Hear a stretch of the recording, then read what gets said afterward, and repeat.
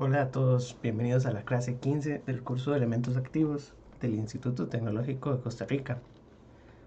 Hoy vamos a estudiar el transistor MOSFET. Antes de empezar, tengo que dar algo de información del curso. Habíamos planeado que la tarea 1 estaba para la semana 6 y la entregamos en semana 7. Eso fue la semana pasada. El primer examen, según la guía del curso, está planeado para la semana 8, que es esta semana. Entonces estuvimos conversando con la cátedra y como somos 4 profesores, tenemos que planear el examen, estructurar bien todo el contenido del examen, y nos interesa respetar este cronograma porque este semestre es un semestre virtual. Tenemos 16 semanas este año y la semana de 17 y 18 cae el año próximo. Entonces, para tratar de calzar con las fechas del semestre, vamos a tratar de respetar el cronograma que estaba definido desde el inicio del semestre. Por lo tanto, el examen lo vamos a aplicar el viernes 23, que es este viernes. Y las instrucciones se las envié por el TEC Digital. Entonces, el examen está planeado para iniciar a la 1 y terminar a las 6. Esto para darles tiempo de que puedan imprimir el enunciado, hacer bien la solución, copiar la solución al enunciado, porque el enunciado va a traer unos espacios en blanco. Entonces hay que imprimir el enunciado, llenar la solución directamente en el enunciado y escanearla de alguna manera. Pueden ser con alguna aplicación del teléfono o con un escáner.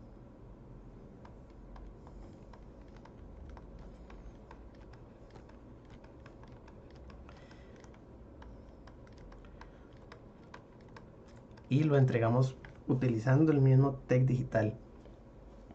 Entonces, si tienen alguna consulta, pueden escribirme, pueden preguntarme. Pero la información que manejamos en la cátedra es entonces que el examen se mantiene para esta semana 8, para que lo tengan presente. Entonces, bueno, quedamos en eso. Voy a iniciar entonces la clase del transistor MOSFET. El transistor MOSFET es un dispositivo semiconductor que tiene 3 terminales. Y hay muchos símbolos para este dispositivo. Voy a iniciar con el símbolo. La idea de un transistor es, primero, ¿qué es un transistor? El término transistor es la combinación de dos palabras. Inicialmente se pensó que era transfer resistor. Entonces es de alguna manera una resistencia para transferir carga, transferir corriente. Y la idea detrás del dispositivo es que va a existir una corriente que fluye en el dispositivo que puede ser controlada a través de la tensión que se le aplique en la otra terminal. Entonces, para este dispositivo, por ejemplo, vamos a definirle los nombres a las terminales. La terminal de este lado se llama gate. Entonces G es la compuerta o el gate.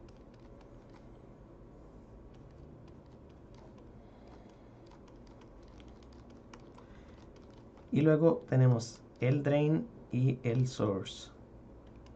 D es drain y S es el source.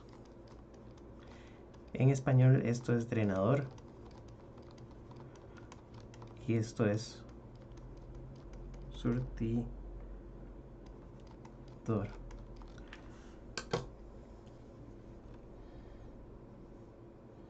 Un segundo.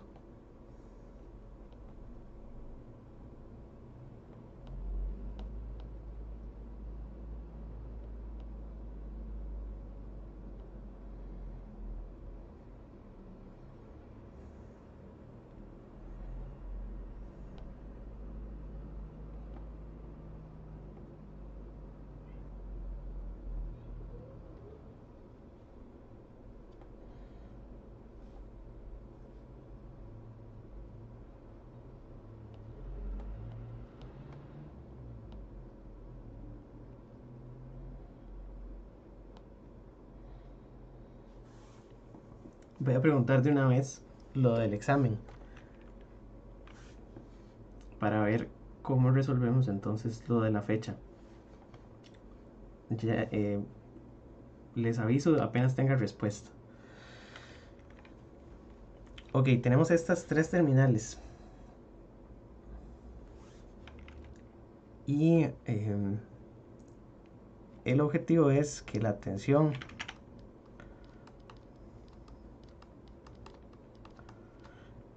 en el gate permite controlar la corriente.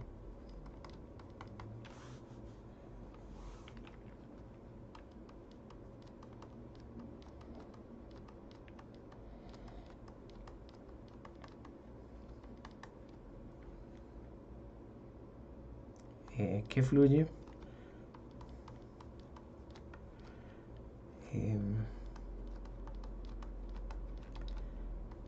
entre el drenador hasta el surtidor.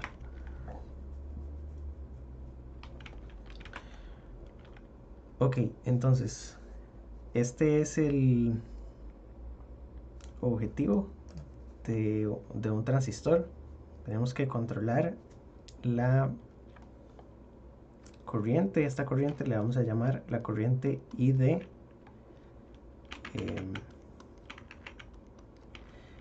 que también es la misma corriente que sale por la terminal IS. Entonces, para no confundir IS de este transistor con el IS de los transistores bipolares, son cosas diferentes. Generalmente lo que se utiliza es la corriente ID porque son iguales. Entonces voy a poner físicamente aquí cómo se ve el dispositivo.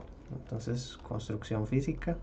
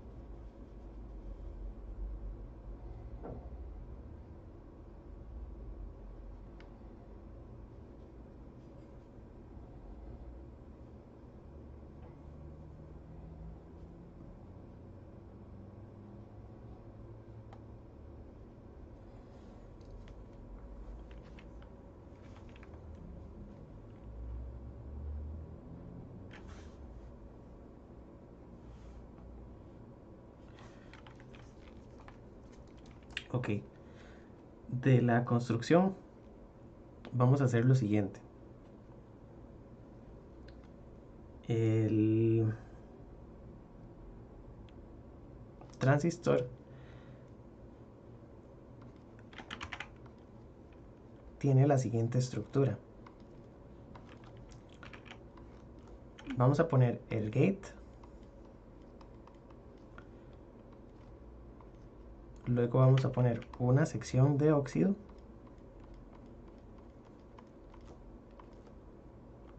o aislante,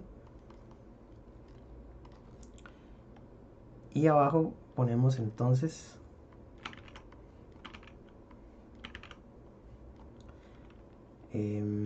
las regiones de difusión, se llaman así.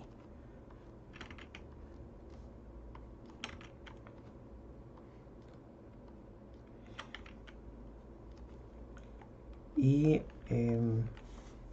nada más quiero dibujarlo ya casi le pongo los nombres. Quiero dibujarlo así como en 3D para que se entienda que es un dispositivo tridimensional que tiene varias partes. Esta región llega hasta aquí.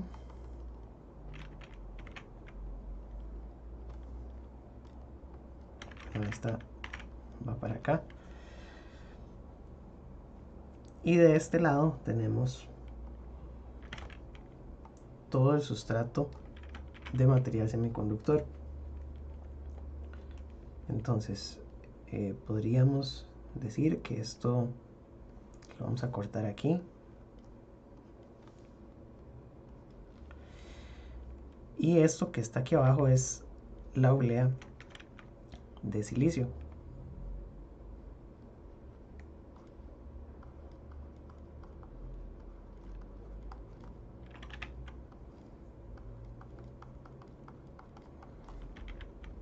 Como les dije, entonces este es el gate. Esto de aquí es óxido. Y el drain y el source son estas regiones. Entonces podemos poner aquí el drain y aquí el source. No importa cuál es cuál. El transistor, como es un dispositivo que es simétrico, no distingue entre el drenador y el surtidor. El drain y el source son terminales intercambiables, excepto que el dispositivo ya lo hayamos comprado y venga empaquetado con una conexión especial. Ya les explico cómo es. Entonces tenemos estas tres terminales. El sustrato también en muchas ocasiones se puede acceder, y el sustrato tiene una conexión que se llama B, que representa el bulk o sustrato. Y entonces al final el dispositivo es un dispositivo de 4 terminales. El dispositivo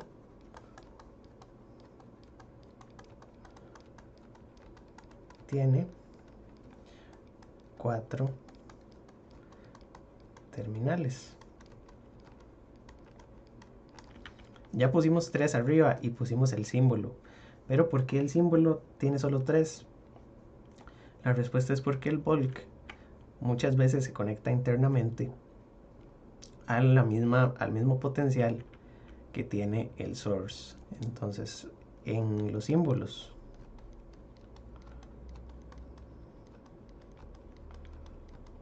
de 3 terminales,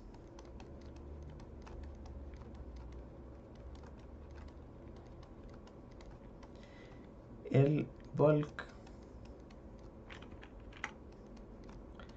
está conectado con el source.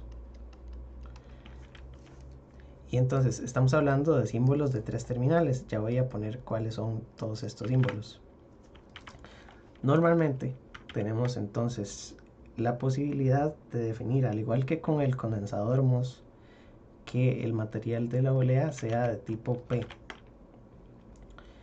y el material de las regiones de difusión que sea de tipo N. Y entonces a través del potencial que se aplica en el gate, ya habíamos dicho que teníamos diferentes regiones de operación para un condensador MOS.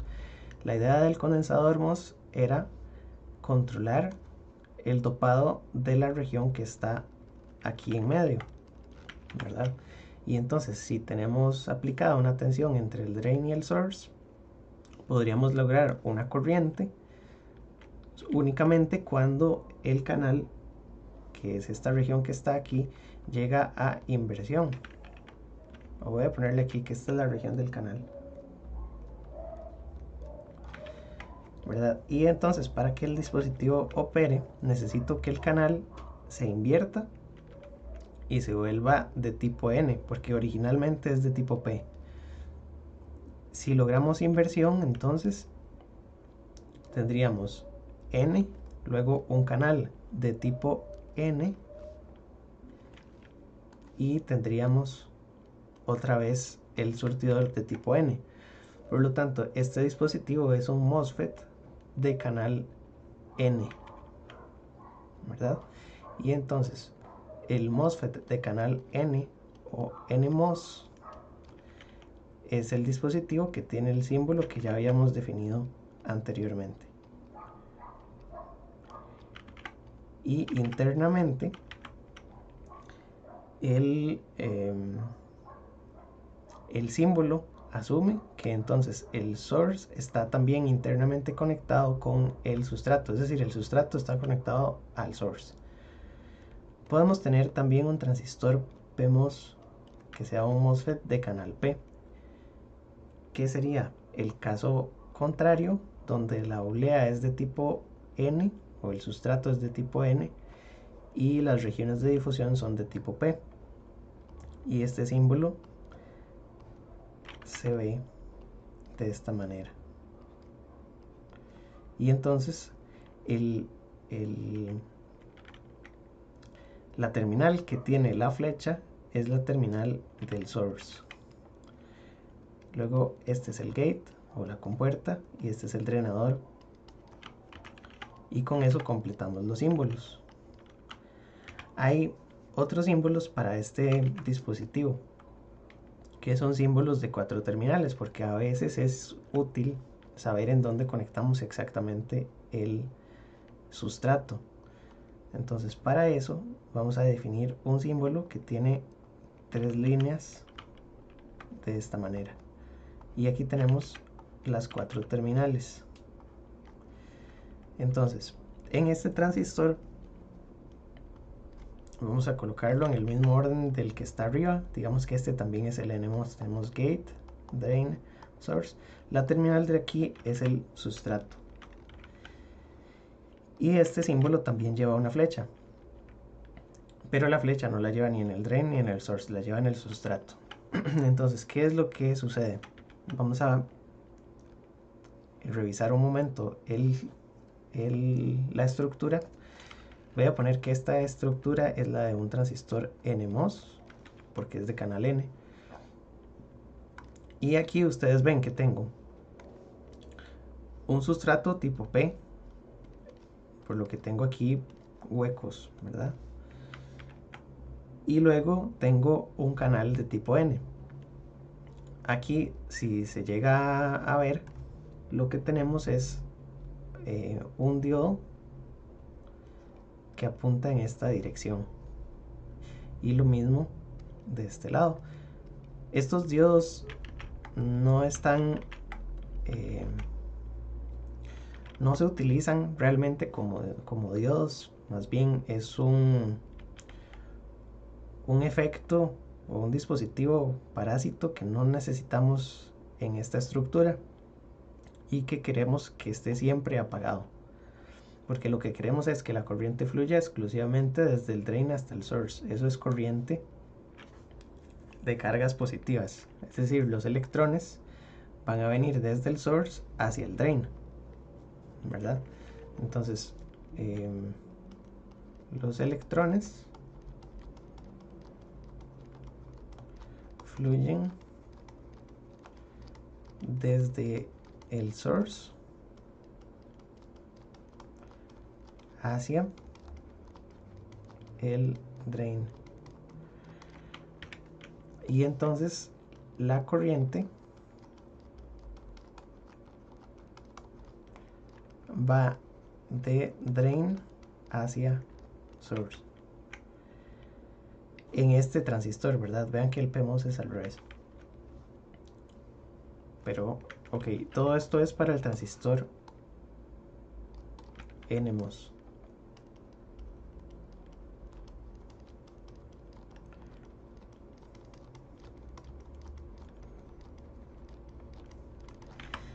Queremos entonces que esos diodos que están aquí puestos, que apuntan desde P hacia N, nunca se enciendan.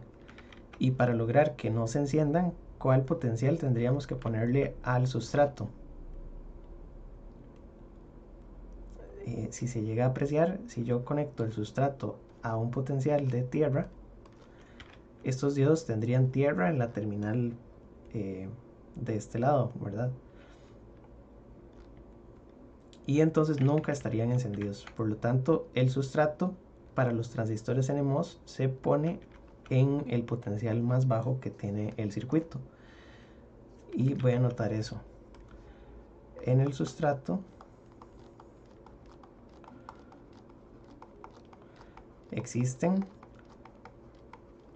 dos diodos parásitos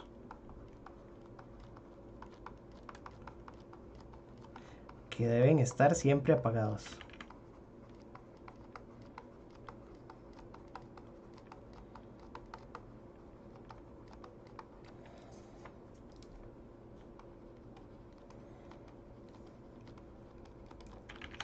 Esto se logra si se conecta el sustrato al potencial más bajo del circuito.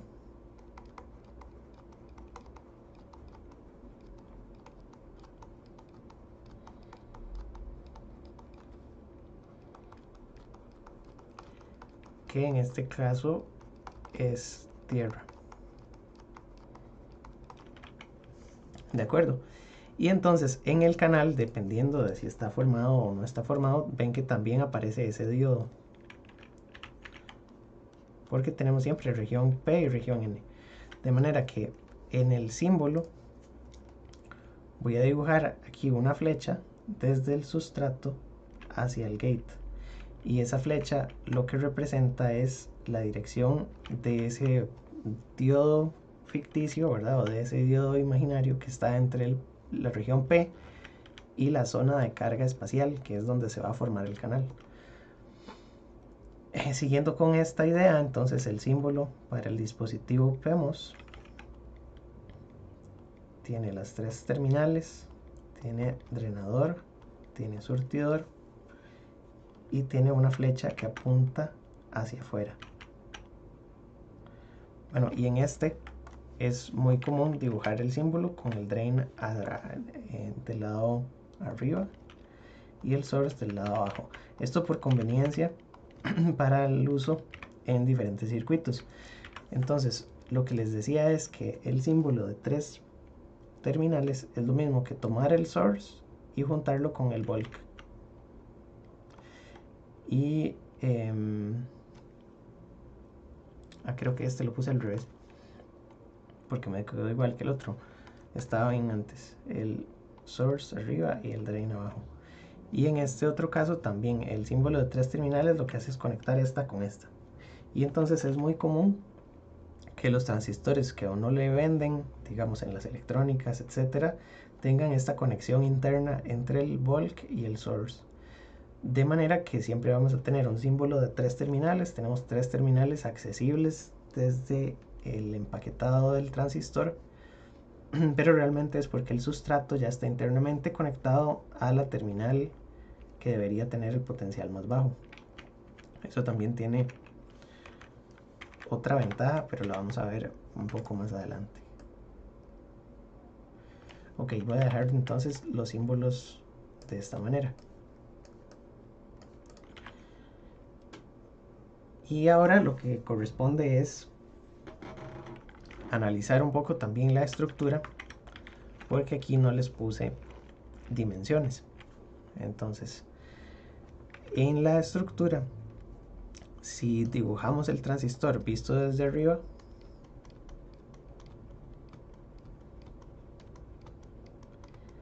tendría que tomar este de dibujo y dibujarlo como se vería desde arriba. Entonces podríamos tener aquí la olea, no importa. Y generalmente en los software de diseño todo esto es un espacio en blanco y podemos trabajar en toda la olea. Y entonces lo que vamos a ir haciendo es dibujando capas para cada una de las partes. Entonces lo primero que voy a dibujar es la región de difusión, que sería todo esto. Y aquí en medio voy a dibujar una línea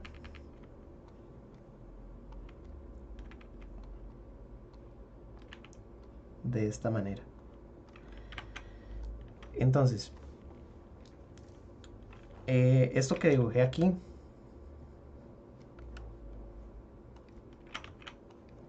es el gate, y luego tengo de este lado el drain y el source, y así es como se ve un transistor desde arriba. Esto es lo que se llama un layout, que es una forma de representar los dispositivos a través de un conjunto de formas geométricas que se dibujan desde la vista superior, y así es como se tendría un dibujo que se puede fabricar, porque después a través de diferentes métodos de fabricación lo que se tiene es que a partir de la oblea primero se pone el gate. Bueno, primero tenemos que poner el óxido y después el gate, y después las regiones de difusión se crean por implantación iónica, pero siempre hay que definir entonces este rectángulo, que fue el primero que dibujé. Si recuerdan, yo les dije voy a dibujar las regiones de difusión. Eso es lo que define, es el área activa, que es donde tiene que haber dopado. Y como ya habíamos dibujado o habíamos puesto el gate primero, entonces la región que está abajo del gate no se va a dopar, porque ya el gate está puesto. Entonces los iones que le caigan al gate no traspasan. Pero eso lo vamos a ver más adelante en las clases de fabricación. Por ahora, esta es la vista superior. Y tenemos varias dimensiones importantes. Las dimensiones son las siguientes. Voy a sacarlo entonces de la oblea. Y vamos a poner que la longitud del canal es lo que tenemos desde aquí hasta acá, ¿verdad? A esto le vamos a llamar L. Luego el transistor tiene un ancho. Al ancho le vamos a llamar W. Y también el óxido tiene un espesor, que este ox es el espesor del óxido.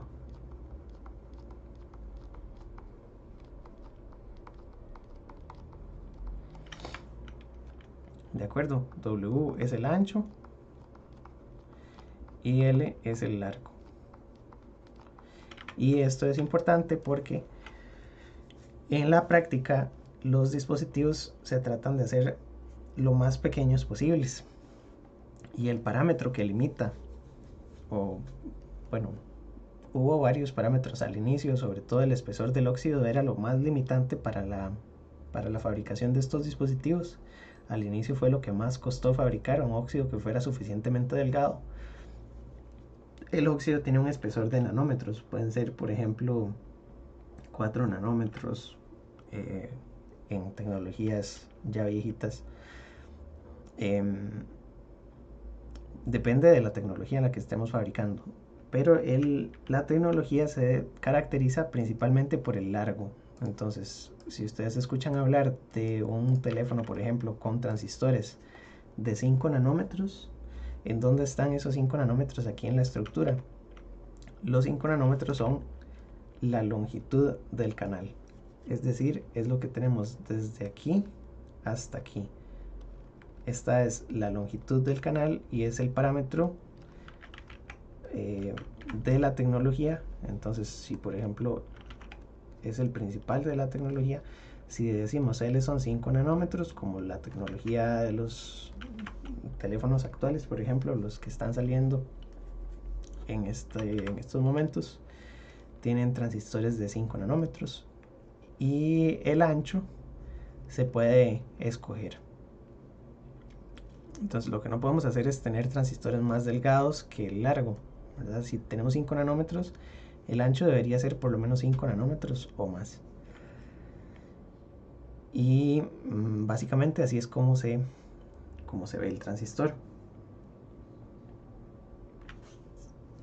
Entonces vamos a pasar ahora al funcionamiento de este dispositivo.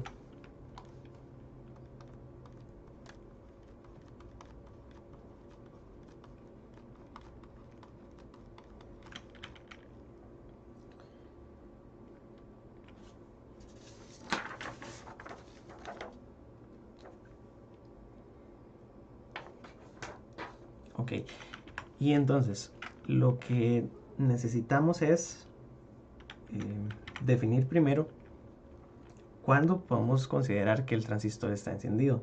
Voy a dibujar de nuevo aquí el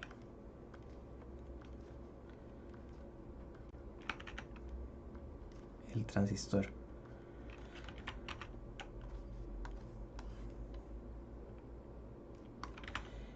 Y entonces, dependiendo de la tensión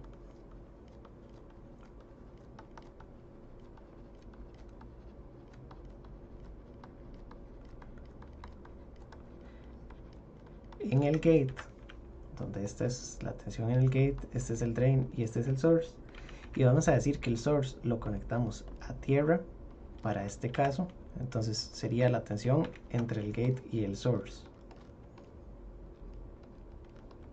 ¿verdad? Tenemos las siguientes regiones. Ya sabemos entonces que el dispositivo es un transistor de canal N, por lo tanto lo que tenemos es que la olea es de tipo P. Todo eso lo podemos saber a partir del símbolo. Entonces voy a dibujarlo solo porque lo estamos empezando a conocer. Tenemos el gate, el óxido y luego tenemos las regiones de difusión. Y tendríamos entonces una olea de tipo P con regiones de difusión de tipo N. Eso es lo que tenemos. Es un MOSFET de canal N. De manera que la tensión que le aplicamos al gate, si la tensión es negativa, ¿verdad?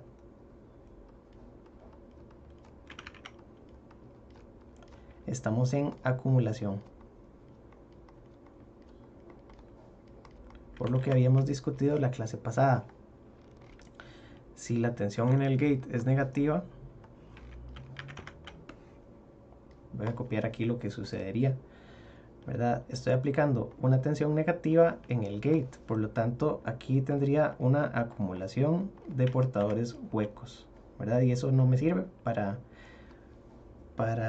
lograr tener conducción de corriente. Luego podría tener VGS mayor que 0, pero sin llegar a cierto límite. Entonces podríamos decirlo así: 0 menor que VGS menor que VTH. Aquí lo que tenemos es vaciamiento,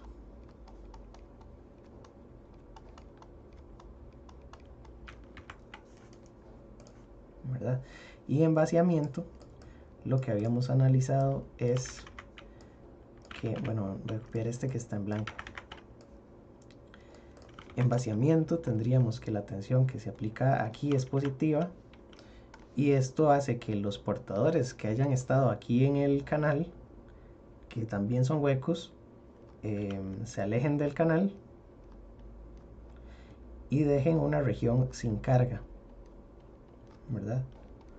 Los portadores se alejan y aquí dejan una región sin carga.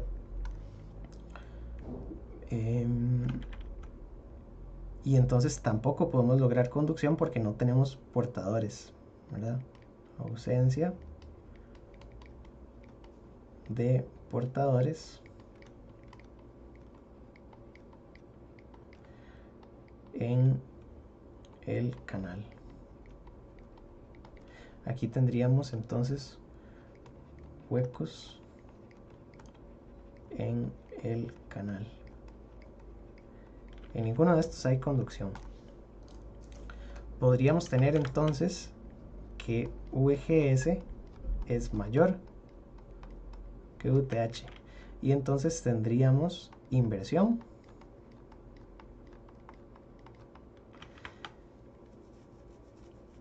Y en inversión lo que vamos a tener es que el canal ya está formado.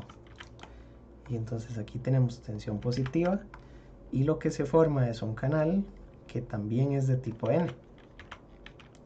Y entonces, dependiendo de qué tan fuerte es esa inversión, ¿se acuerdan que había un límite de inversión? Para pasar de vaciamiento a inversión teníamos que pasar por VTH. Existe inversión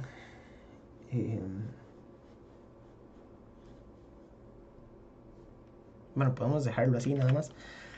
Y lo que tenemos es que el canal se forma. O sea, se forma un canal de tipo N. Y aquí sí hay conducción, por lo tanto, el transistor está apagado si estamos en acumulación o en vaciamiento y está encendido solamente si tenemos inversión. Entonces, esta condición que está aquí es la condición de encendido.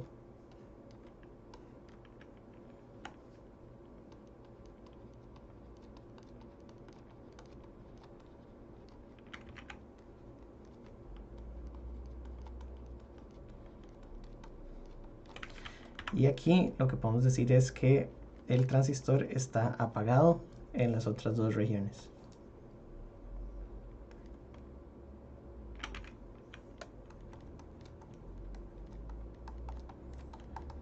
Transistor apagado. Para esta y para esta. ¿De acuerdo? Entonces, sabemos que para que el transistor encienda tenemos que formar el canal. Entonces, necesariamente la tensión del gate al source tiene que ser mayor que VTH. Y si logramos eso, entonces podemos tener una corriente entre el drain y el source. Pero necesitamos una ecuación para esta corriente. Entonces, ¿cómo vamos a calcular o definir cuál es la corriente ID? Para la corriente lo que vamos a hacer son dos experimentos. Entonces, corriente de drenador. Vamos a suponer entonces que conectamos al transistor una fuente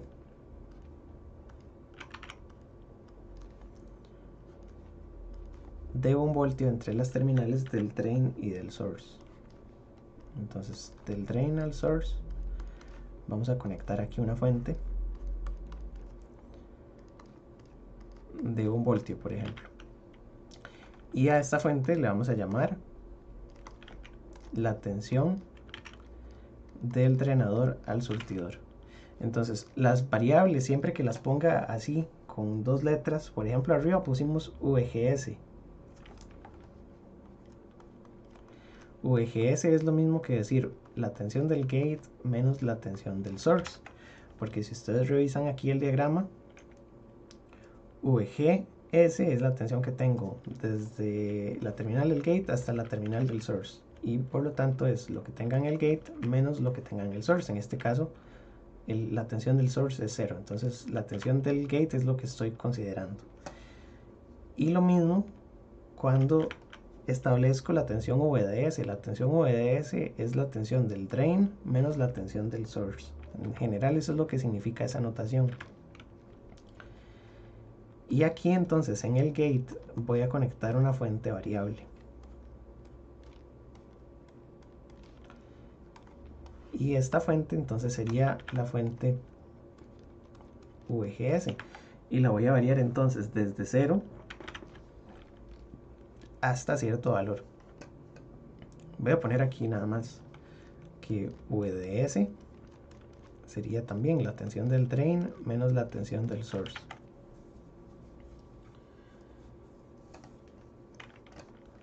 Ok, entonces en este experimento, ¿qué es lo que voy a obtener? Lo que voy a medir es cuál es la corriente ID, que va a estar en función de la variable que estoy controlando o que estoy modificando.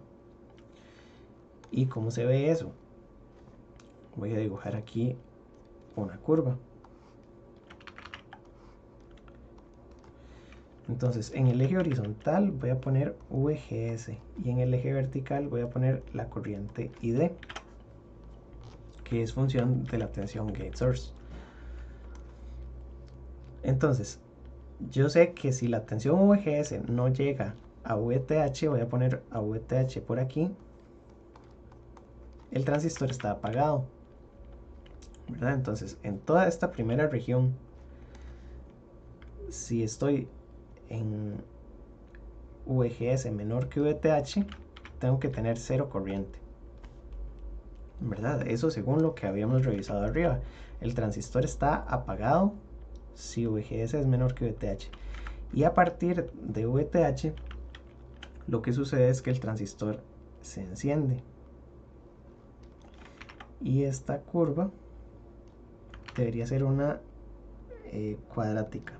Esto es una parábola. Yo sé que no parece,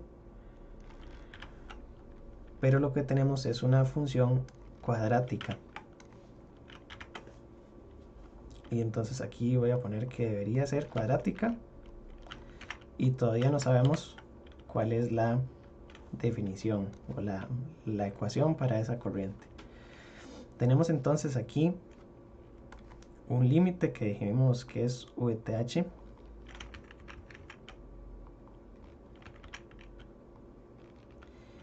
Y para esta curva, el valor de la tensión VDS no debería importar, porque la corriente de drenador no depende del valor de esta fuente. Entonces, voy a anotar esto.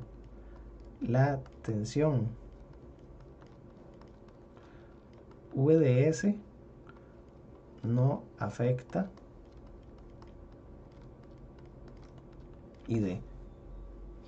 En este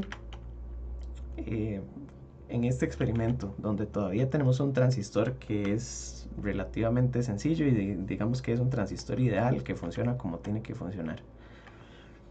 Entonces, si tenemos menos tensión, toda esta región es VGS menor que VTH, el transistor está apagado. Y a partir, ¿verdad? Esto es de esta curva hacia atrás. Y hacia la derecha lo que tenemos es que VGS es mayor que VTH, el transistor está encendido y la función es cuadrática. ¿De acuerdo? Podríamos hacer el experimento al revés. Y entonces voy a copiar este diagrama y voy a poner una tensión VGS que ahora es constante. Entonces al VGS le podemos poner, qué sé yo, 1 voltio. Y la que vamos a variar es esta de la derecha.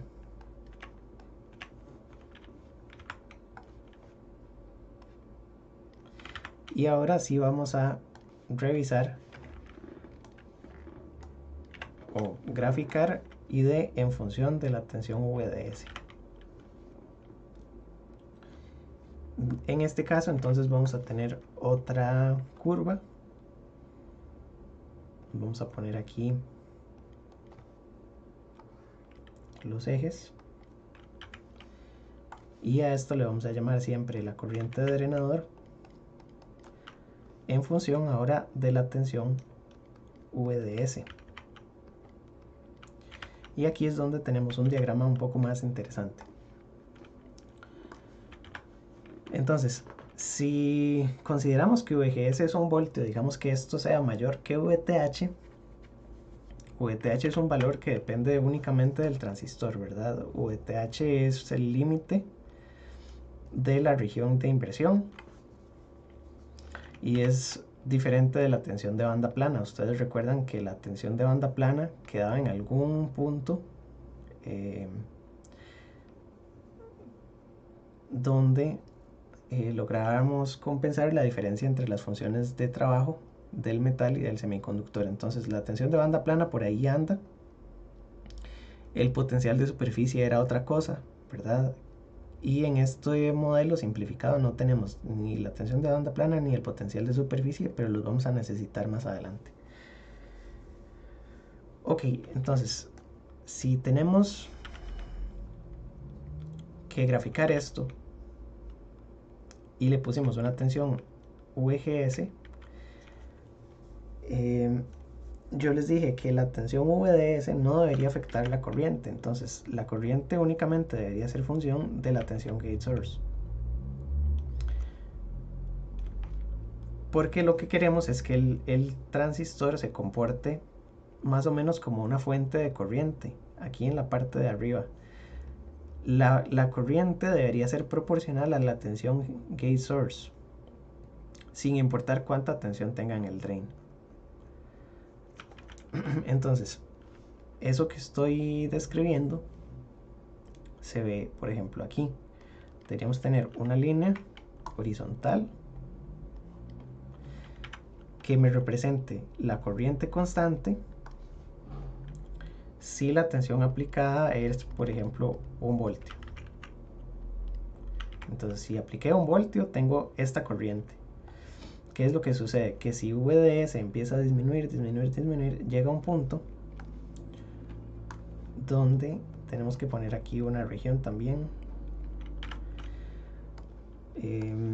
donde a partir de aquí la corriente empieza a disminuir hasta que llega a 0. Y eso define una tercera región de operación.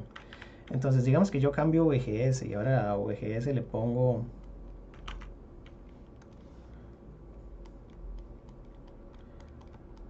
0.8 voltios. Entonces, VGS, como es menor, la corriente debería ser menor. Aquí vamos a tener otra línea, ¿verdad? Pero a partir de este límite voy a tener algo como esto. Vamos a ver si lo puedo dibujar bien.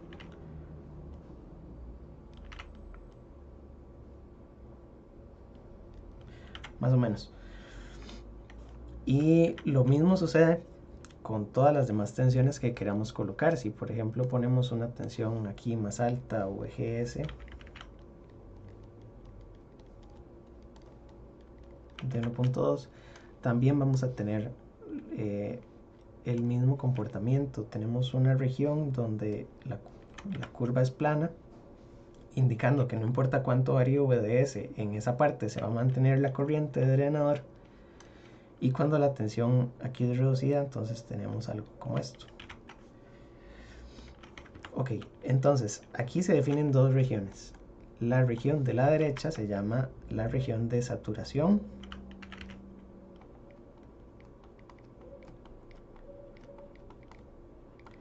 Y vamos a decir que entonces VDS tiene un valor alto. Y vamos a llamarlo VDS mayor que VGS menos VTH.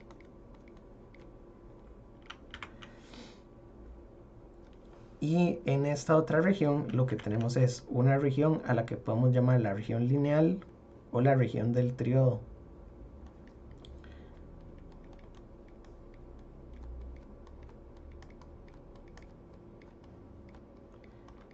Y lo que sucede o la característica de esta región es el caso contrario, ¿verdad? VDS sería menor que VGS menos VTH.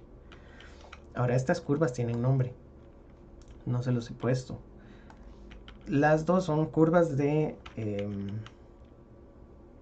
ID en función de una tensión.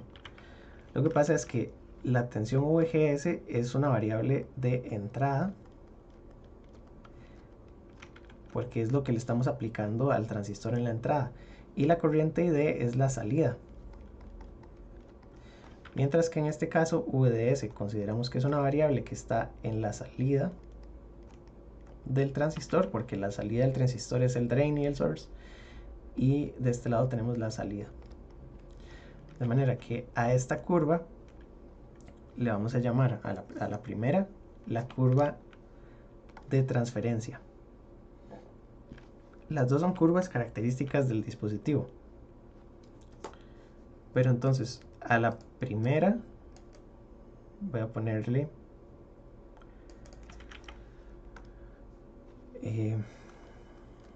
curva de transferencia.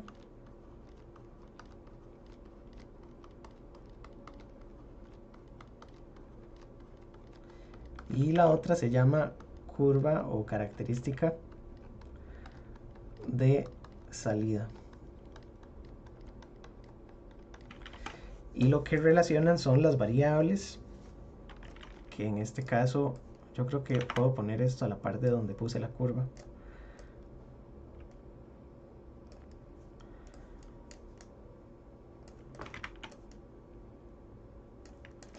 Relaciona las variables, ¿verdad? Que una es variable de salida contra la variable de entrada. Por eso se llama transferencia.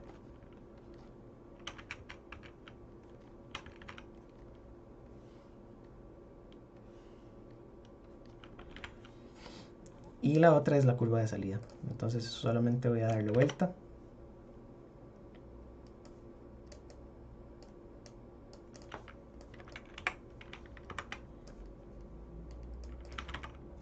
Y ese sería el nombre que lleva esta curva.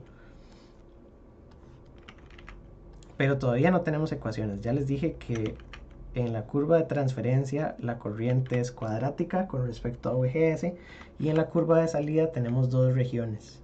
Una es saturación y la otra es la región lineal, que va a depender entonces de cuánto es VDS en comparación de VGS menos VTH. Eso tiene una explicación física también. Pero entonces, para ir poco a poco, lo que voy a mencionar es también, bueno, que en esta curva no tengo ninguna región en la derecha, en la de la derecha no tengo región de corte, porque la región de corte era, bueno, no se las he dicho. La región de corte es cuando el transistor está apagado. Entonces estas dos regiones de aquí arriba las vamos a agrupar y vamos a decir que si el transistor está apagado, estamos en la región de corte.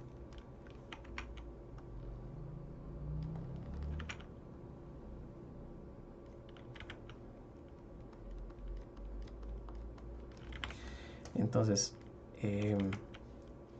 las regiones son tres. Tenemos la región de corte,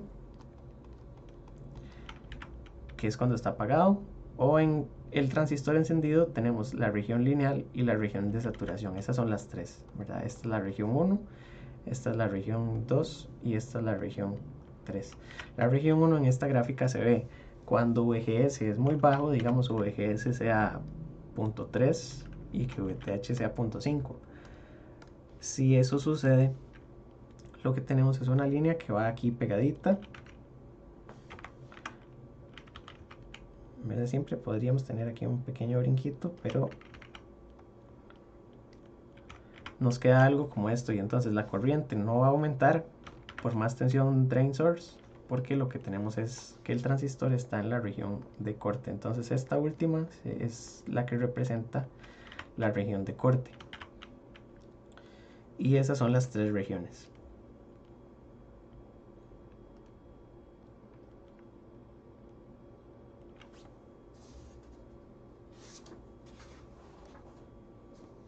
Ok, entonces ¿qué es lo que provoca que tengamos todas estas regiones? Voy a ir una por una. En la región lineal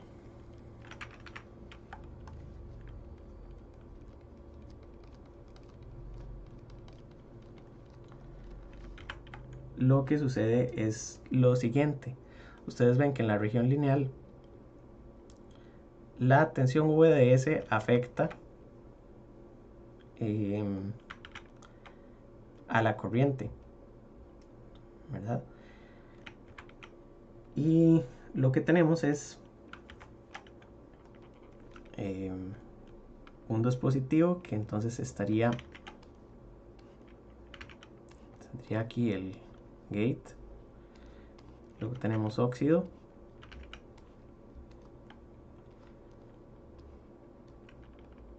Y aquí voy a dibujar el sustrato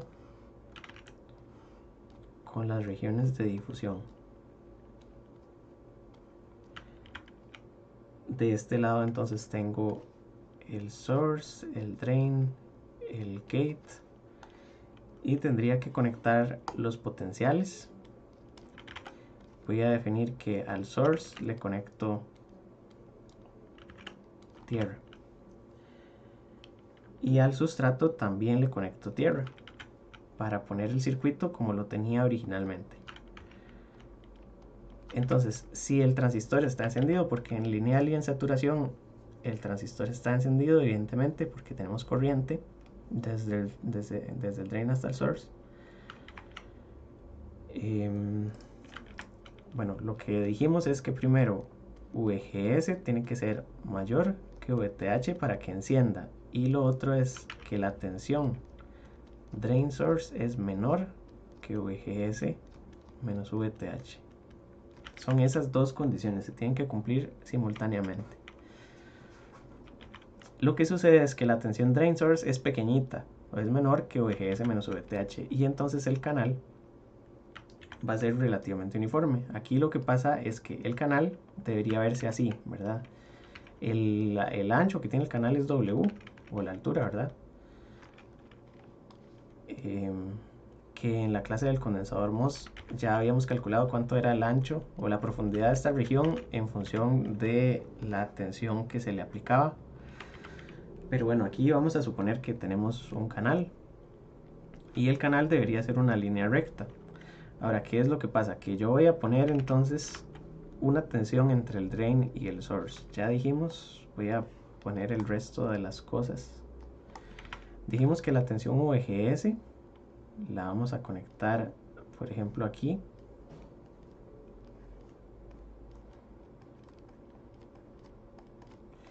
Y tiene que ser mayor que VTH. Y la tensión VDS la ponemos aquí.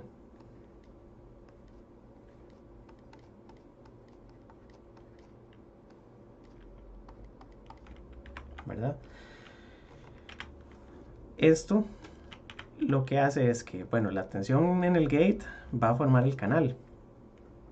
Pero vemos que el source está conectado a tierra. Y lo otro es que del lado del drain tenemos una tensión positiva. Entonces, digamos, aquí tenemos tensión positiva y de este lado tenemos tierra. Entonces, digamos que aquí una tensión negativa. Este potencial lo que va a hacer es que si aquí el gate tenía tensión positiva, yo esperaría que se me cree un canal con electrones, ¿verdad? Y estos electrones se van a arrimar, digamos, aquí a la región del canal y debería ser lo más uniforme posible. Pero por las condiciones que tengo en la polarización, este canal no es uniforme, sino que este canal se dobla un poquito. Y se dobla de esta manera porque los electrones que están más cerca del drain se pasan directamente al drain, ¿verdad? Como aquí hay un potencial positivo, pues este drain también me contribuye a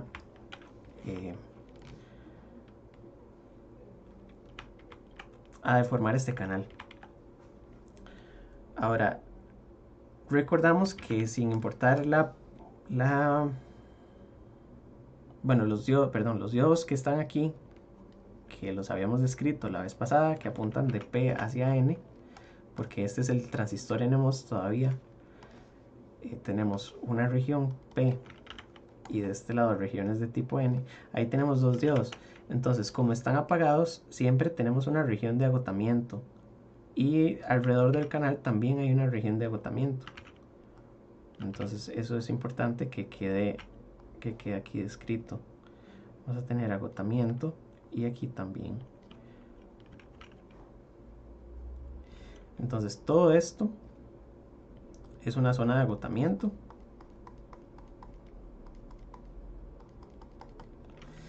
Y el canal se deforma por la tensión en el drain. Entonces, el canal se deforma al aplicar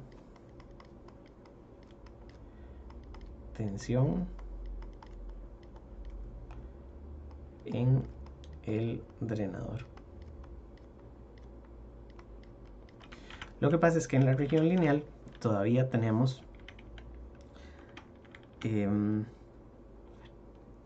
cierto control sobre la cantidad de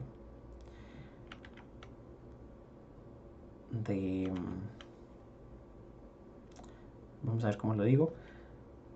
En la región lineal el canal todavía abarca desde el source hasta el drain, es decir, el canal es totalmente continuo.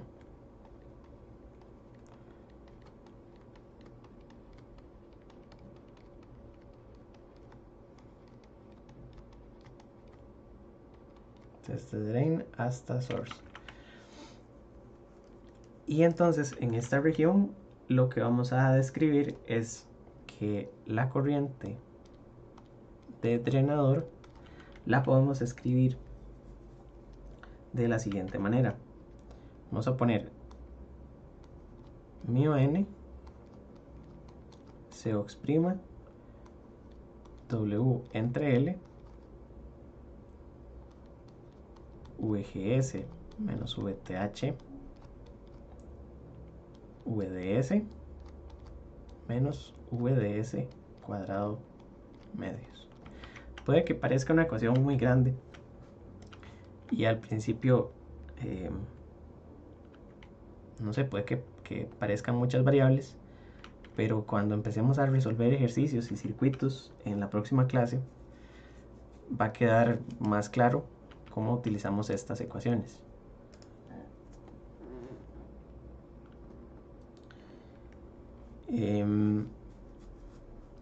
Por lo pronto lo que se puede ver es que en términos de VGS es una ecuación lineal, ¿verdad? Esto es ID es igual a Y mx más b. Bueno, Y es ID y es igual a mx porque es algo que se puede despejar, ¿verdad? Se puede agrupar VGS y encontrar cuál es la pendiente y el resto sería una constante. Y en términos de VDS es cuadrático. Entonces, toda esta ecuación lo que describe es el comportamiento en la región lineal, que es este pedacito. Entonces, vemos que la ecuación tiene una componente lineal y al final termina siendo cuadrática. Entonces, este VDS cuadrado medios es cerca del límite de saturación, pero para efectos prácticos la ecuación es lineal con VDS, ¿verdad? En el resto. Y entonces, si yo quisiera calcular la pendiente, podría hacerlo perfectamente. Y entonces podría definir aquí cuál es esta pendiente, porque al final todas las curvas terminan yendo hacia la misma pendiente. Y a esa pendiente le vamos a llamar la resistencia del canal. Entonces, la resistencia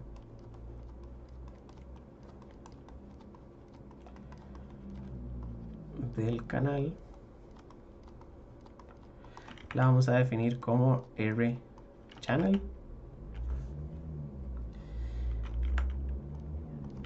Y para eso entonces lo que necesitamos es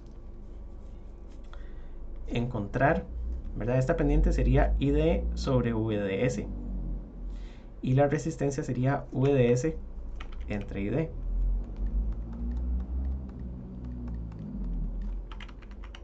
¿Verdad? Sería algo así.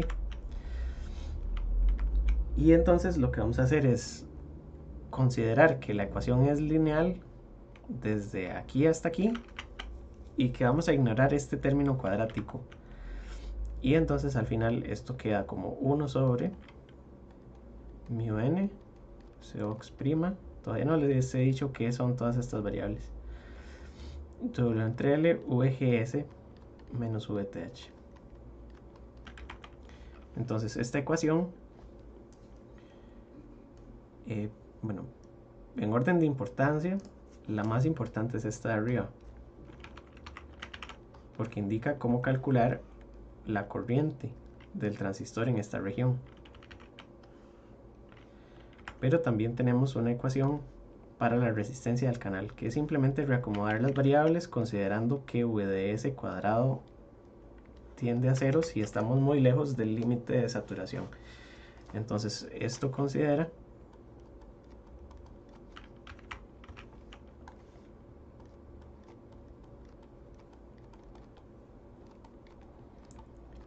que VDS cuadrado es aproximadamente 0 si si estamos muy lejos del límite de saturación. Es decir, que todas estas ecuaciones para esta primera página de aquí, para la región lineal, son exactamente ahí, ¿verdad? En esta región lineal donde tenemos este pedacito de aquí. Estamos lejos de esta frontera. Ok, si estamos cerca, pues tenemos que usar la ecuación de ID completa. Y finalmente tengo que explicar la región de saturación. Entonces, la región de saturación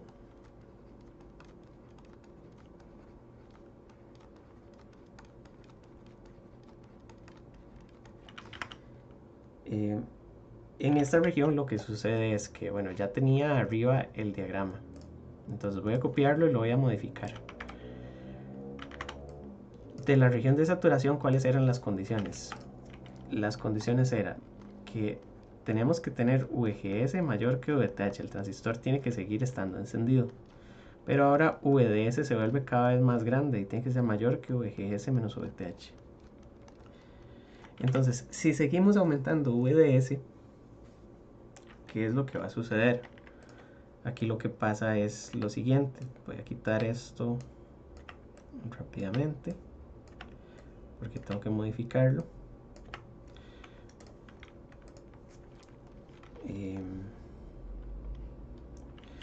Lo que vamos a tener es que cada vez hay más tensión en el drain, ¿verdad? Y esto hace que cada vez más el canal se siga deformando. Hasta que llega un punto donde el canal se vuelve más corto, ¿verdad? Y esto es lo que se llama estrangulamiento del canal, o también en inglés se le conoce como pinch off. Y aquí pasan dos cosas. La primera es que la región de agotamiento se vuelve más o menos así,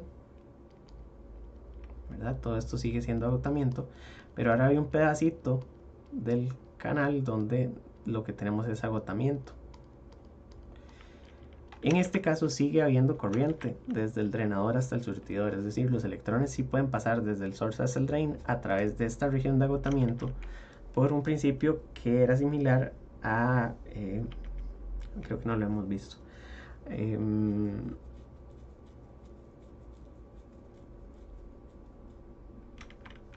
sí, no lo hemos visto, pero si por ejemplo un electrón está en esta región de agotamiento, el electrón se va a ir hacia la región que tenga el potencial positivo, porque sigue habiendo un campo eléctrico en la región de agotamiento.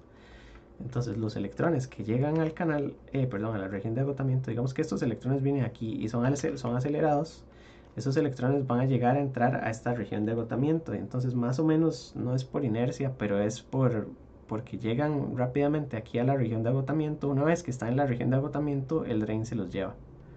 Y entonces así es como pueden pasar. Pero el canal ahora está deformado. Entonces el canal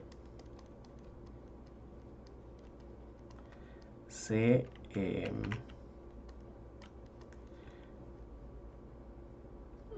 vuelve más corto.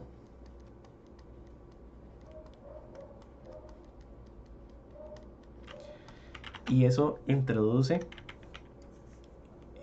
un efecto que se conoce como modulación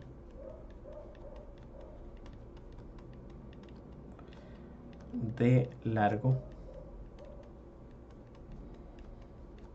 de canal.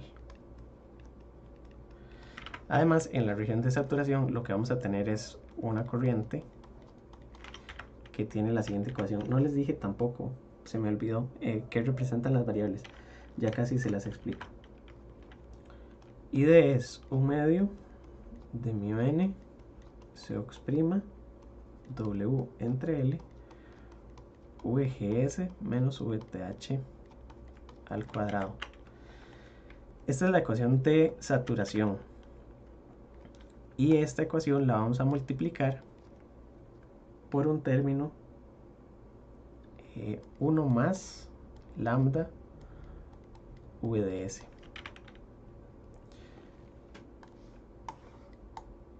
Entonces, la ecuación ideal de saturación es esta.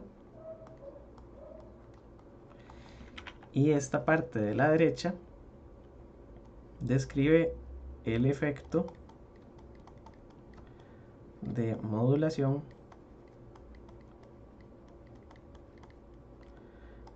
de largo de canal. Vamos a hacer bastante práctica la próxima clase, entonces esto va a quedar más claro.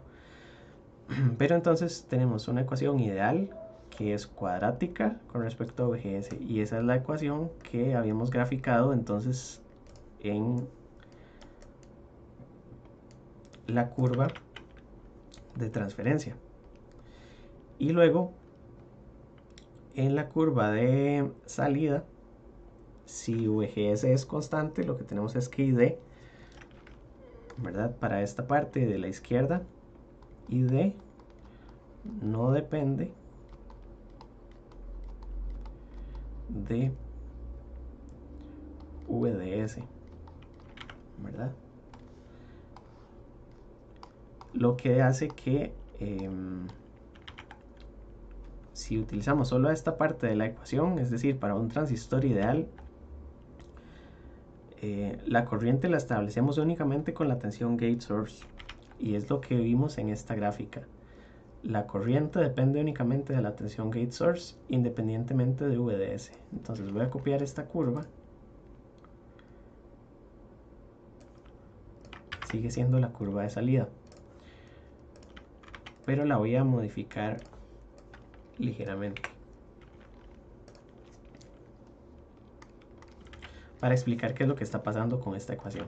Aquí esto se multiplica por 1 más lambda VDS, donde lambda es el coeficiente de modulación de largo de canal. Y bueno, voy a explicar las variables de una vez.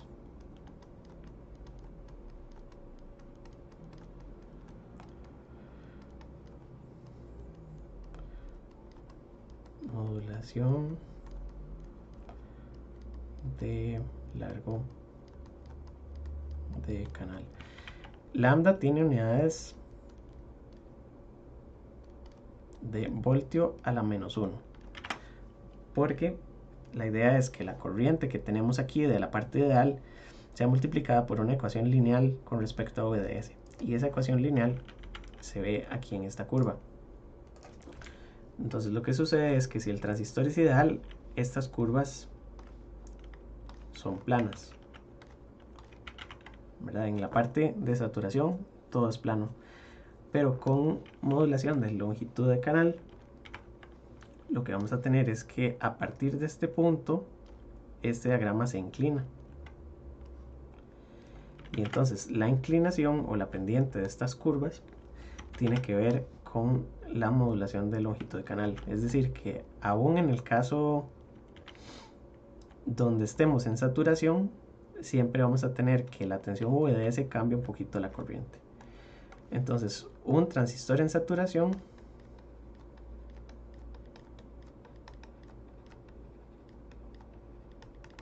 equivale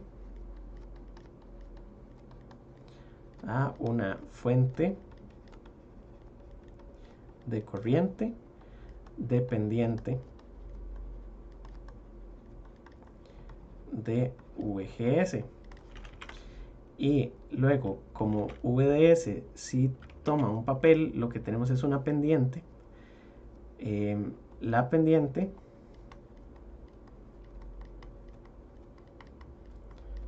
de las curvas en saturación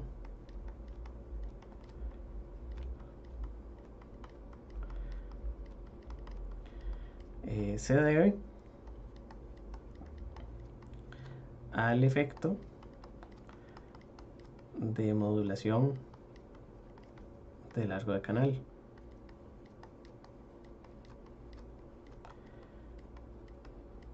Y describe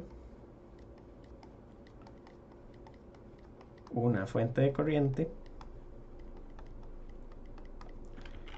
no ideal. Entonces vamos a ver qué es lo que tenemos. Una fuente de corriente ideal, ¿verdad? La podríamos implementar con un transistor. Esa es la idea básica. Y el transistor lo ponemos en saturación, ¿verdad? Esto lo logramos en saturación.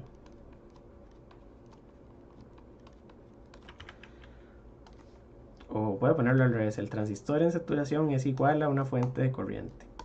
O es equivalente. Esas son las tres líneas. En la región... bueno, esto sí en el caso ideal. Ahora, en saturación, con el efecto de modulación,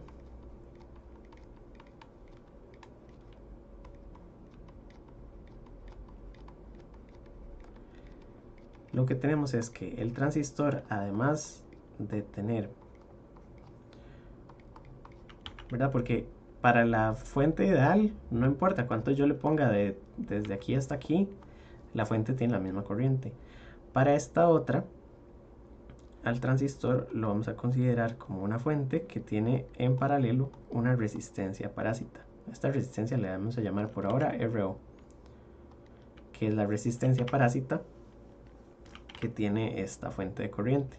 Y entonces, si le aplico una tensión, hay una contribución adicional que se va por esta resistencia RO. Por eso es que las curvas aquí tienen cierta pendiente, porque entonces la tensión drain source va a incurrir en una corriente adicional. Al final la corriente del drain es la corriente total, ¿verdad? Y así es como caracterizamos al transistor en la región de saturación. ¿De acuerdo? En la región lineal lo que dijimos es, voy a poner esto por aquí, esta es la resistencia del canal y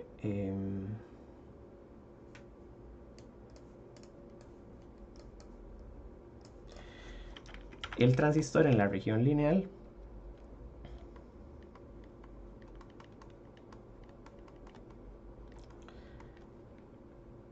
lo puedo representar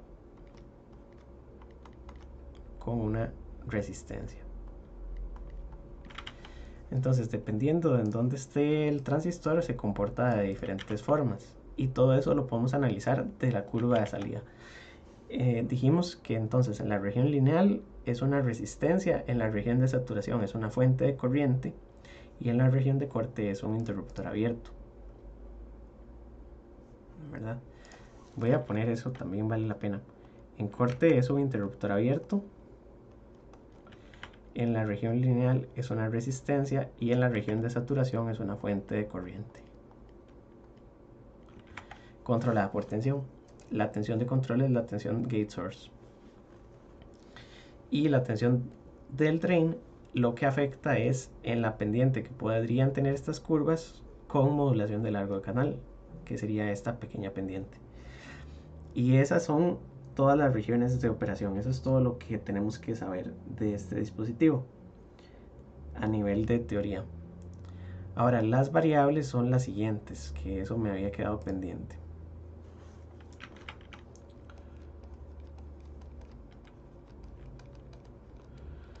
Tenemos μn, que es el coeficiente o la movilidad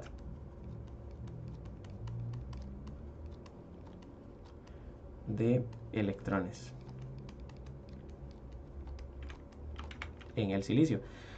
Luego tenemos COX', y COX' creo que lo habíamos mencionado brevemente la clase pasada, pero no estoy seguro. Cuando tenemos un condensador MOS, ¿se acuerdan que teníamos igual la región del gate, la región del óxido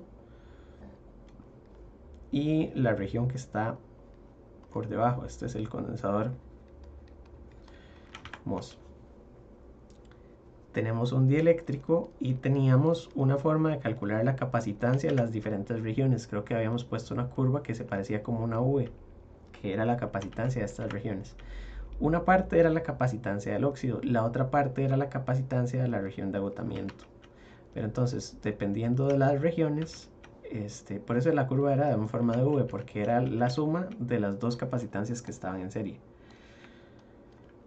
Vamos a simplificar esto un poco y vamos a decir que entonces la longitud de esta estructura es L, el ancho o la profundidad aquí es W, que es más o menos lo que tenemos en la clase de hoy también. El espesor del óxido la vamos a llamar TOX, y la capacitancia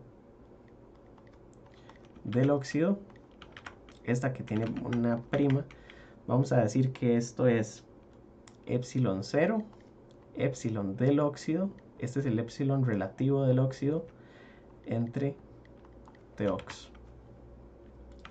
Y entonces, si ustedes hacen este cálculo, epsilon 0, ¿qué unidades tiene? Son faradios por metro. Epsilon 0 son 8.854, si la memoria no me falla, por 10 a la menos 12 faradios por metro, o a la menos 14 faradios por centímetro. Tengo que buscar esta constante porque no la recuerdo.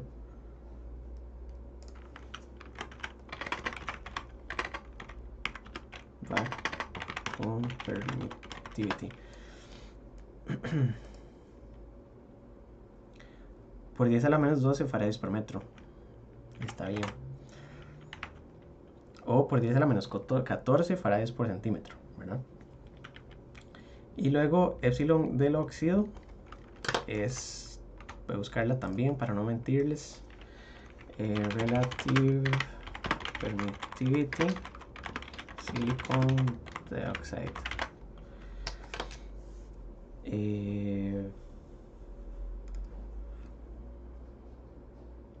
3.9.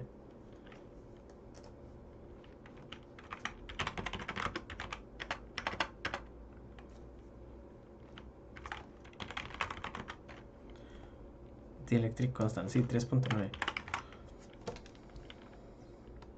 3.9 y TOX lo tenemos ahí. Entonces las unidades que tiene esta capacitancia son faradios por metro cuadrado, porque TOX lo podemos expresar en metros, son en nanómetros, ¿verdad? Pero lo podemos por 10 a la menos 9 metros. Y esa es la capacitancia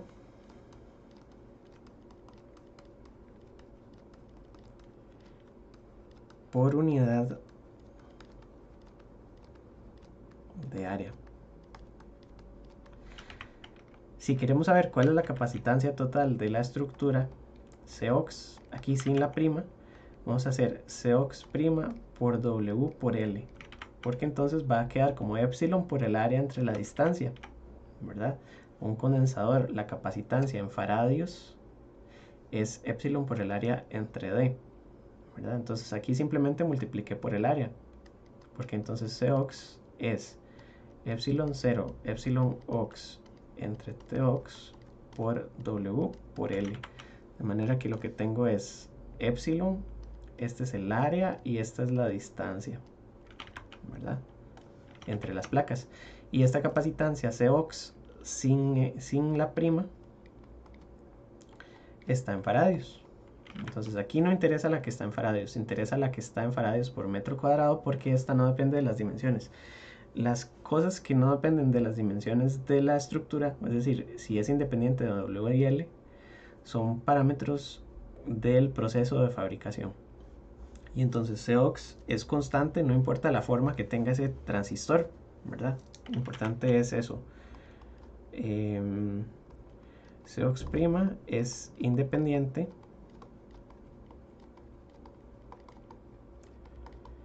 de W y de L. Y eso hace que sea un parámetro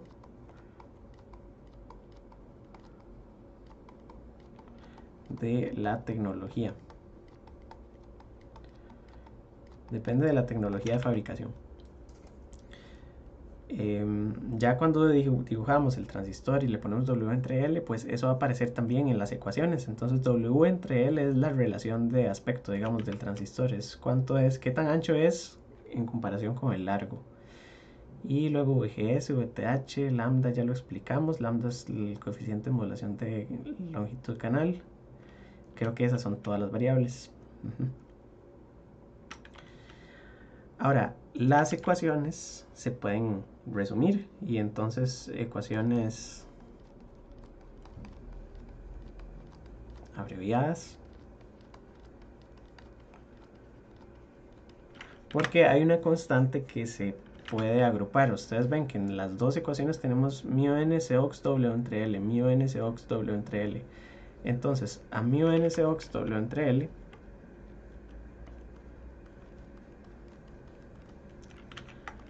primero, μn Cox' vamos a llamarle K'.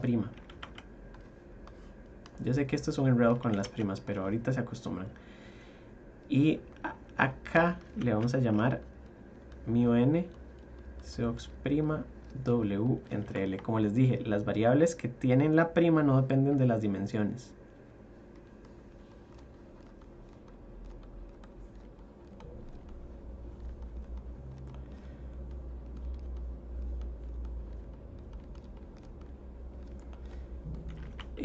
K' es el parámetro del proceso. Ese es el nombre, o el nombre formal.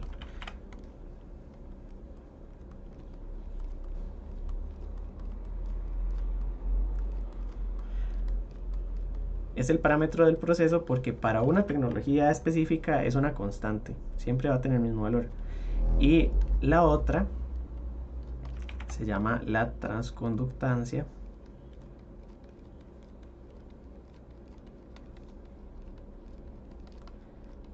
del proceso. Que en realidad este va a depender de W entre L. Este depende de cada transistor y es una transconductancia porque relaciona la corriente, es una constante que relaciona la corriente constante por la diferencia en la tensión VGS menos VTH.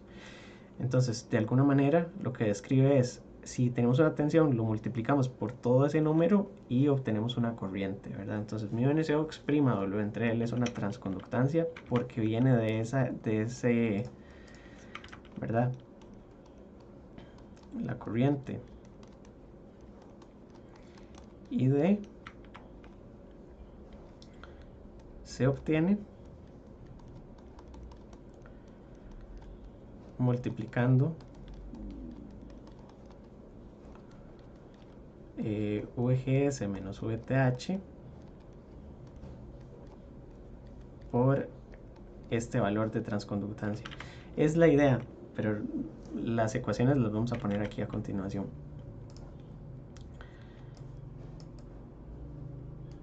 Y entonces las ecuaciones son dos, en realidad son tres, pero para la primera lo que vamos a tener es que ID es igual a 0 si VGS es menor que VTH.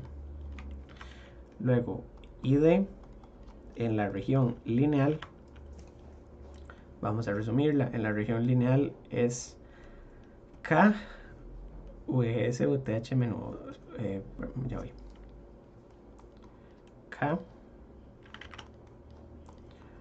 VGS VTH VDS menos VDS cuadrado medios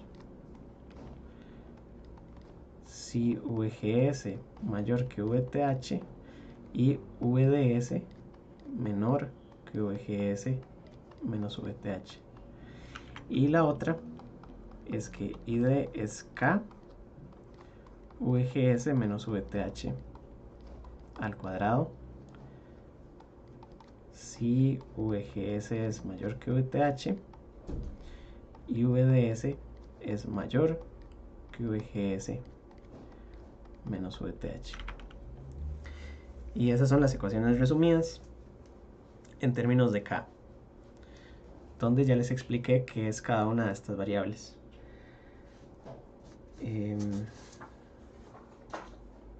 Ok, entonces en este punto ya estamos con toda la teoría para empezar a hacer ejemplos numéricos, que creo que es muy importante para entender cómo funciona este dispositivo. Entonces voy a poner aquí un ejemplo.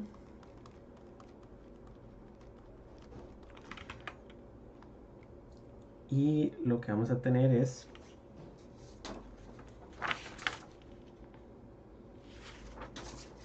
permítanme solo un segundo.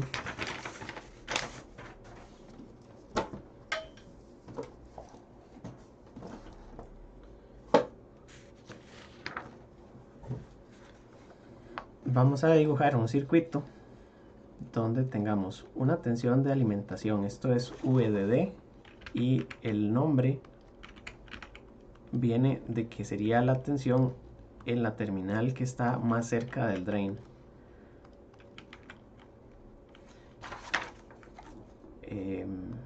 1.8 voltios, y vamos a poner aquí entonces una resistencia de 100 ohms. Ponemos un transistor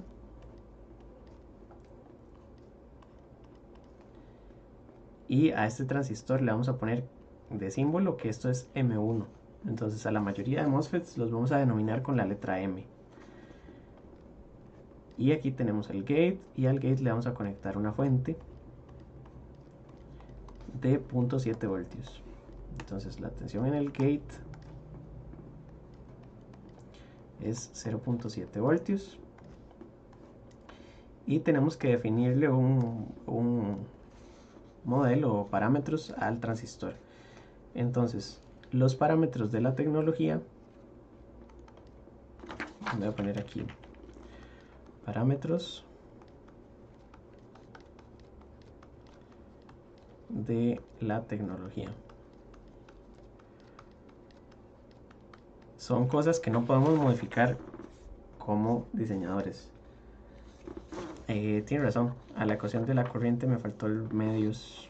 La que llevaba un medio es la de saturación. Esto es K medios. Gracias, que dicha que lo vio.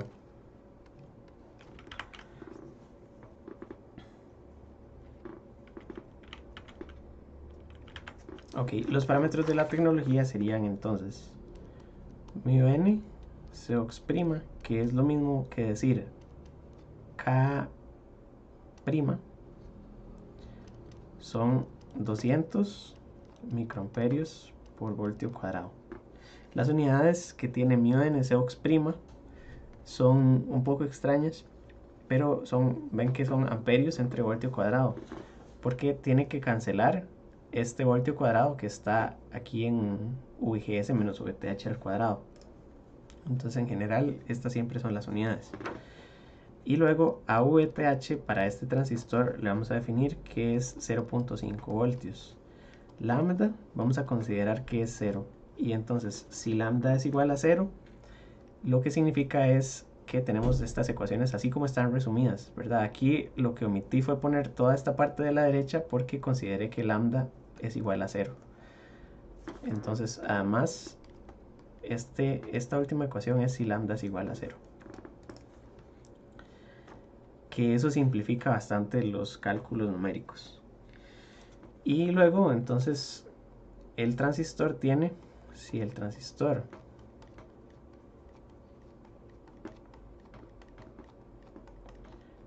tiene W entre L igual a 10 entre 0.18.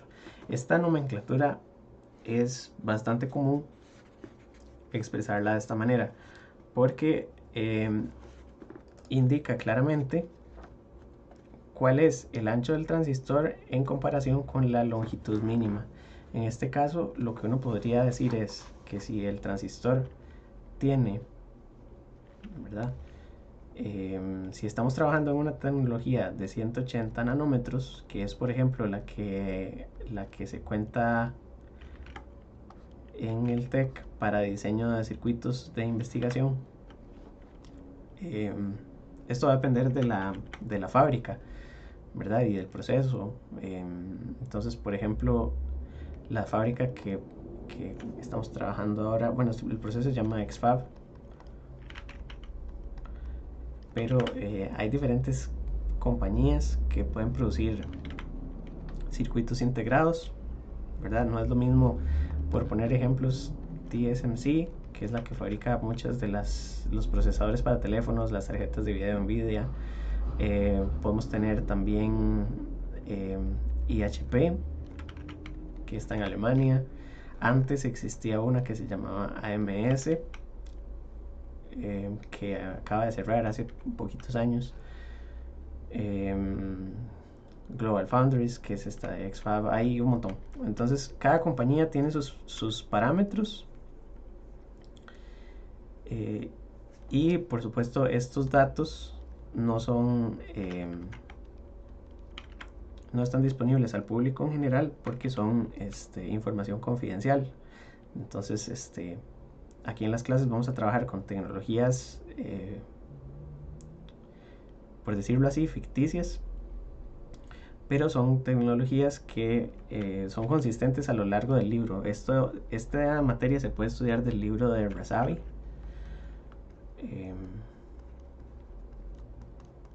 Fundamentals of Microelectronics.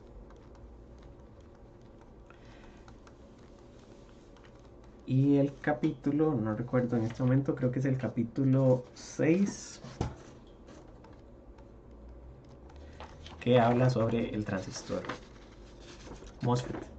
Ok, entonces, si el transistor tiene W entre L igual a 10 entre punto 18, lo que estamos diciendo es que son 10 micrómetros para un transistor de 180 nanómetros, ¿verdad? Que sería punto 18 micrómetros. Micrómetros se cancela con micrómetros. Entonces, si estamos diseñando en tecnología 180 nanómetros, todos los transistores, en teoría, yo debería ponerles la longitud mínima. Esto no siempre es el caso, puedo dibujarlos con otras longitudes, pero si el transistor tiene la longitud mínima, es decir, que desde aquí hasta aquí tiene 180 nanómetros, yo ya sé que aquí de ancho le tengo que poner 10. W es igual a 10, y entonces yo en el dibujo solamente pongo W igual a 10 y el software de diseño me mantiene todos los L del mismo tamaño. Por eso es que lo expresamos como fracción. Lo podemos expresar como W entre L igual a un número entero, bueno, un número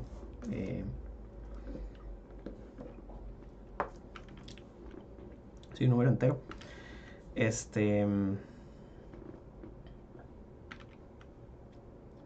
Pero es más común expresarlo como fracción. Entonces, si el transistor tiene W entre L igual a 10 entre punto 18,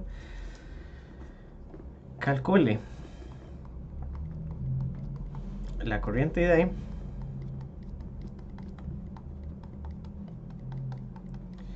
y determine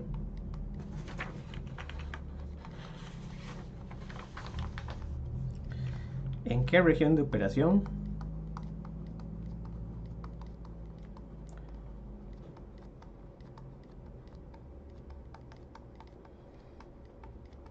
está el transistor.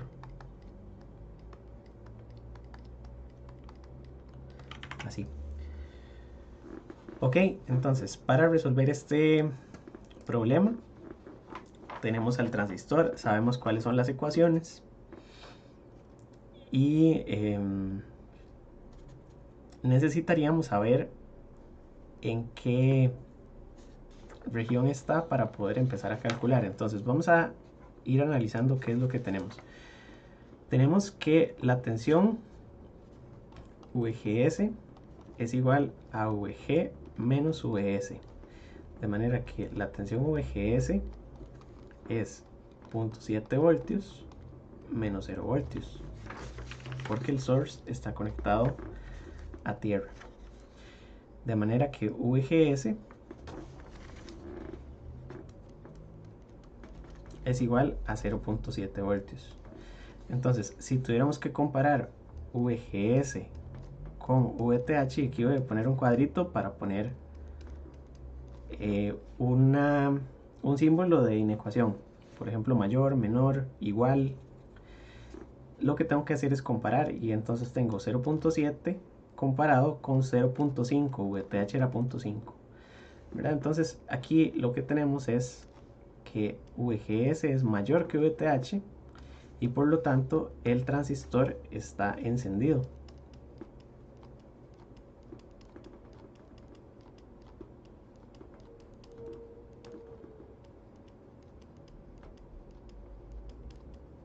¿Verdad? Esa sería la primera conclusión. Voy a poner aquí la misma cajita. La cajita es un espacio donde tengo que poner ese símbolo. Y en este caso, como es mayor, VGS es mayor que VTH, el transistor está encendido. Ahora, para la otra, lo que debería revisar es cuánto es VDS en comparación con la tensión VGS menos VTH, ¿verdad?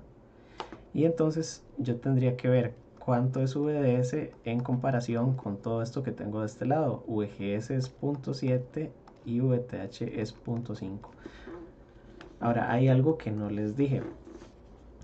VGS menos VTH. ¿Por qué VGS menos VTH aparece tanto en las ecuaciones? Aquí arriba ustedes ven que ID es algo, una constante, por VGS menos VTH al cuadrado.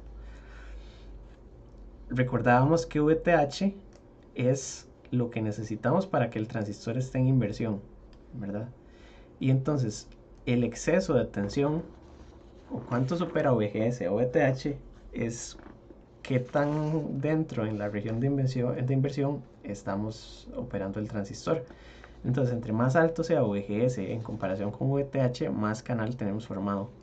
Por lo tanto, VGS menos VTH también tiene otro nombre.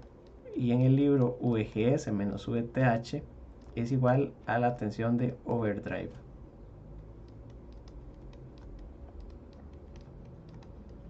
Overdrive voltage. Y entonces a veces ustedes pueden escuchar o ver problemas en el libro de Razavi que dicen la tensión de overdrive.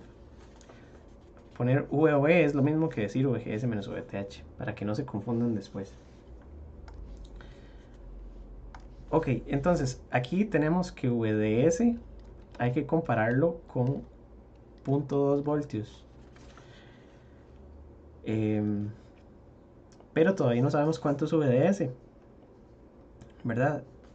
Porque en este circuito no tenemos en este momento forma de calcular la tensión en el drain, ¿verdad? Ocupamos la tensión del drain.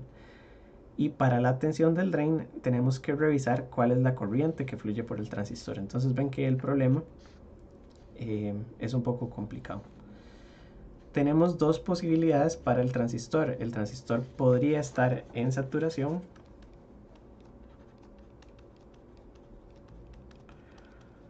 o en la región lineal, dependiendo del símbolo que tenga esa inecuación.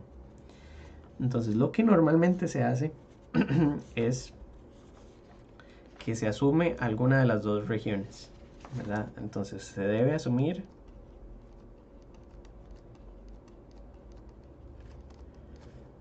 una región, se resuelve para esa región y al final se verifica la inecuación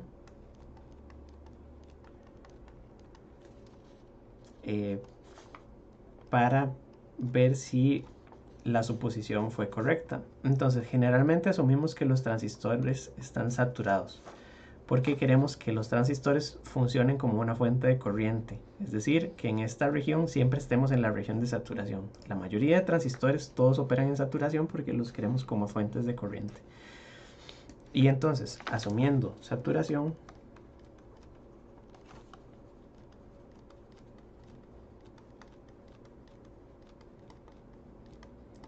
vamos a resolver esta ecuación. ID es 1/2 de mu n Cox', W entre L, VGS menos VTH al cuadrado. De aquí entonces ID es igual, esto es solamente sustituir constantes, esto eran 200 microamperios entre voltio cuadrado, W entre L era 10 entre punto 18, VGS menos VTH era 0.7 menos 0.5 al cuadrado, de donde la corriente ID, si los cálculos no me fallan, igual podemos hacer el cálculo aquí en la calculadora.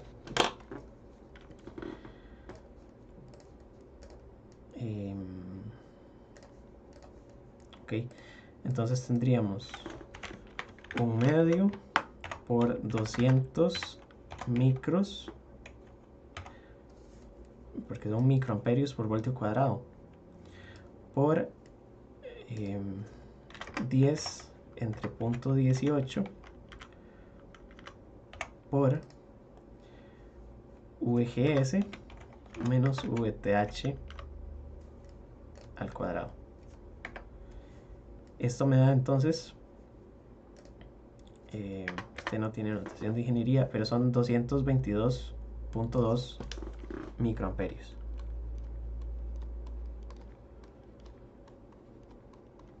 ¿Verdad? Y esta sería entonces la corriente de drenador, suponiendo que el transistor estaba en saturación. Ahora lo que tenemos que revisar es que esta región haya sido la correcta, porque si no, entonces la suposición inicial de que estaba en saturación está equivocada. 1.8 voltios y tengo aquí una resistencia de 100 ohmios. La tensión en el drain, que sería la misma tensión entre el drain y el source, va a ser VDD menos ID por la resistencia que tengo ahí arriba, que digamos que se llama RD, ¿verdad? Sería un nombre adecuado. Ponemos que RD son 100 ohms, porque es la resistencia que está conectada a la terminal del drain. Y entonces lo que tendríamos que resolver es la inecuación que estaba aquí arriba, ¿verdad? Voy a traérmela. Y entonces VDS sería, por lo que estamos hablando, VDD menos ID por RD. Y hay que revisar cuánto es esto en comparación con 0.2 voltios.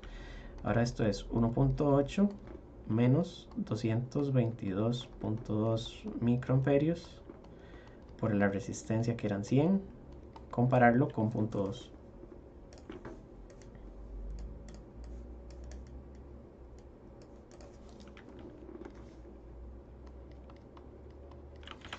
Y entonces aquí voy a tener 1.8 menos este resultado por 100. Tengo 1.777 voltios, que evidentemente es mayor que 0.2. De manera que VDS es mayor que VGS menos VTH, ¿verdad? Eso fue lo que vimos. VDS mayor que VGS menos VTH, por lo tanto sí está en saturación.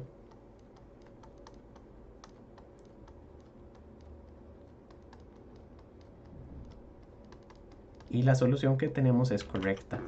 Entonces siempre hay que revisar que después de resolver estemos en la región correcta. Y aquí, como detalle final, Si yo cambio la resistencia RD, RD no cambia la corriente, porque vean que en la ecuación de corriente no tengo RD.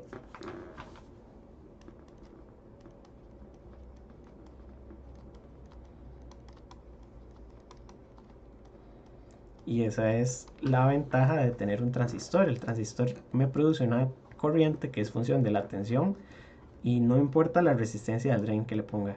Pero si hay un límite para RD, porque si RD es demasiado grande, la tensión VDS se va a ir cayendo, ¿verdad? Entonces, si RD aumenta, el problema es que puede que esta inecuación no se cumpla. Y entonces podrían calcular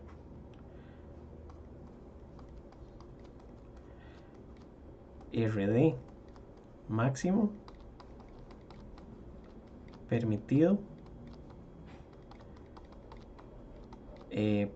para que se siga cumpliendo esta inecuación.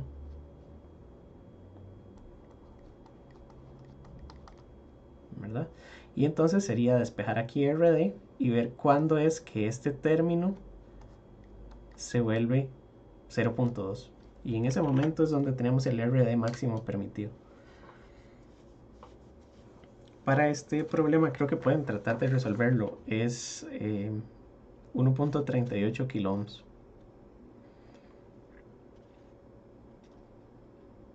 Creo, espérense. No sé si estoy en otro problema. Ok, pero entonces eso lo podemos hacer después. Ya se nos acabó el tiempo, entonces la clase de hoy la terminamos aquí. Y para el examen tengo que revisar entonces con la cátedra para ver qué día lo vamos a poner. No sé si, bueno, tendríamos que... Voy a consultar bien con la cátedra y entonces yo les aviso por correo para ver qué día lo definimos. Quedamos aquí con la clase y nos vemos entonces el próximo jueves. Estén pendientes del correo para ver qué día aplicamos el examen. Muchas gracias.